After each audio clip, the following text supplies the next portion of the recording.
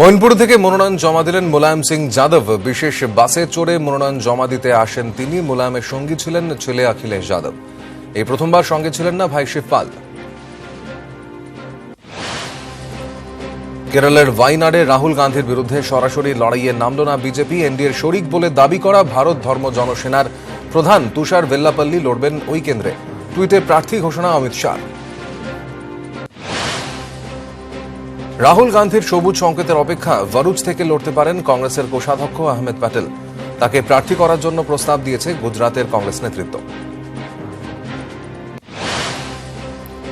ভারতীয় সেনাকে মোদী সেনা বলে দাবি করে বিতর্কে উত্তরপ্রদেশের মুখ্যমন্ত্রী যোগী আদিত্যনাথ। টুইটে তীব্র সমালোচনা মমতা বন্দ্যোপাধ্যায়ের। ক্ষমা চাওয়ার দাবি তুলেছে কংগ্রেস।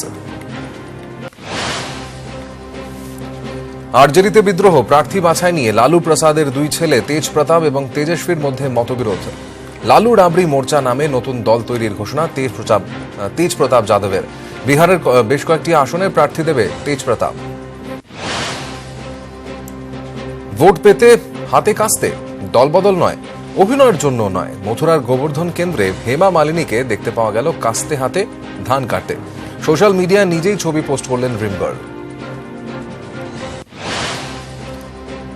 জন্ম নিয়ন্ত্রণেও চৌকিদার। সোশ্যাল সাইটে ঘুরছে এই ছবি, যেখানে কন্ডোম কোম্পানির প্রচারে ব্যবহার করা হচ্ছে मैं भी চৌকিদার স্লোগান।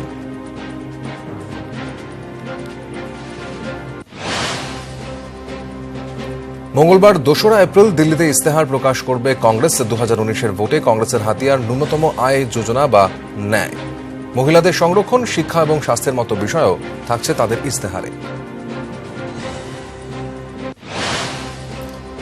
রাজ্যে প্রাথমিকে শিক্ষক নিয়োগে স্থগিতাদেশ উঠল। সোমবার সুপ্রিম কোর্টে বিচারপতি ওয়াইভি চন্দ্রচূড়ের বেঞ্চ স্থগিতাদেশ প্রত্যাহার করে নেয়। ফলে আপাতত সুপ্রিম জট মুক্ত প্রাথমিকে নিয়োগ।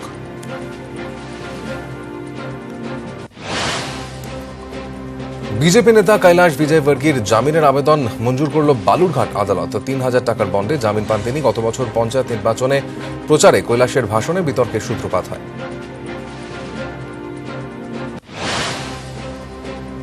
কোচবিহারে বিজেপির প্রার্থী নিশীথ প্রামাণিকের প্রচারে বাধার অভিযোগ। বিজেপি কর্মীদের দলীয় পতাকা লাগাতে বাধা।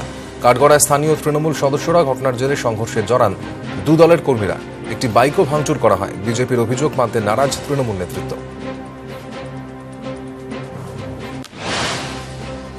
মাথাভাঙার ডাকঘরায় তৃণমূলের মিছিলে হামলার অভিযোগ বিজেপির বিরুদ্ধে। রবিবার রাতে জলপাইগুড়ি তৃণমূল প্রার্থী পরেশচন্দ্র অধিকারীর সমর্থনে মিছিল করছিলেন কর্মীরা। অভিযোগ, সেই সময় মিছিল লক্ষ্য করে ইট ছোড়েন বিজেপির সমর্থকরা। জখম হন তৃণমূল নেতা সুশীল বর্মন। মিছিলের নামে সন্ত্রাসের পাল্টা অভিযোগ বিজেপির।